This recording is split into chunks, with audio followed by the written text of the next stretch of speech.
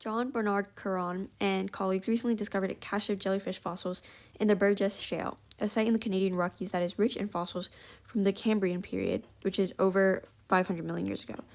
Okay, basically they found some jellyfish at this place, which has a lot of fossils from this time period. Okay.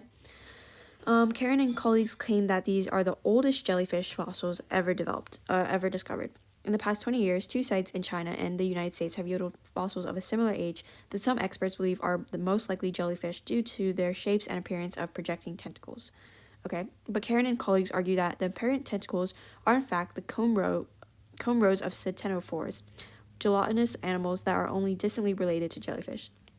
Okay, so these guys are basically saying, hey, the U.S. sites and the China sites are not jellyfish at all. They're instead ctenophores, which are related to jellyfish but are not jellyfish.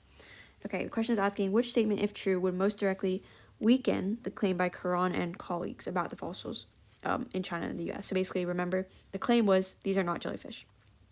Let's look at the choices. Option A, sites in the Canadian Rockies, which is where they found, Caron and colleagues found their jellyfish fossils.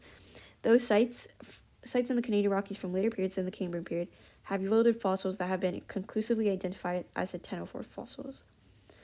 I don't see how that's kind of related at all, because this is, first of all, this is talking about jellyfish, and okay, we identify them as ctenophore fossils. How does that relate to the U.S. and China sites? And how does that disprove anything about those sites? So this does not seem like a correct answer, because again, it's kind of off the mark. That's not what we're talking about here.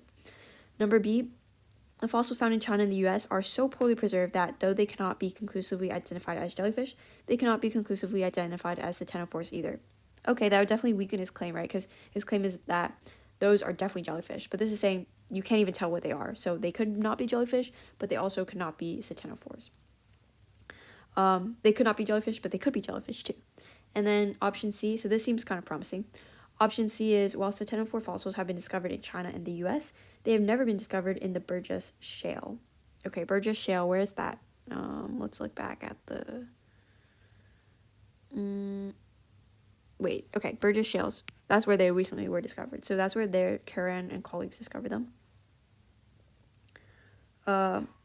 Okay, well, this is basically saying, hey, there's no ctenophores in Burgess Shale, so what we discovered, like what these guys, Caron, discovered, is definitely jellyfish, possibly. Okay, but that's not his claim, right? He's claiming that the U.S. and China sites are jellyfish, and we have to disprove that. We have to disprove or weaken that claim. So this is, again, off the mark. It's talking about the Burgess Shale, which is where he discovered jellyfish. So we're talking about the U.S. and China sites. So that's not on that mark. The fossils discovered by Caron and colleagues in the Burgess Shale were better preserved than the fossils discovered by other researchers in the China and U.S. states. Okay, so better preserved, but what does that tell us, right? That doesn't really tell us anything, because that actually kind of supports... Okay, so the fossils discovered were better preserved than the fossils discovered by other researchers. So yeah, that doesn't really tell us anything. Just because the fossils discovered by these guys are better preserved doesn't mean that the U.S. and China sites aren't jellyfish, right? That doesn't tell us anything about what these fossils in the U.S. and China sites are. So that's why, looking back at option B, right, this is the best option given all our other options, because it disproves that saying that U.S. and China sites are not jellyfish. Basically, this is saying that they cannot be conclusively identified as jellyfish. So this is identified as jellyfish is Caron and colleagues' claim, and they're saying that it cannot be conclusively identified. So this is weakening their claim. So that's why option B is correct.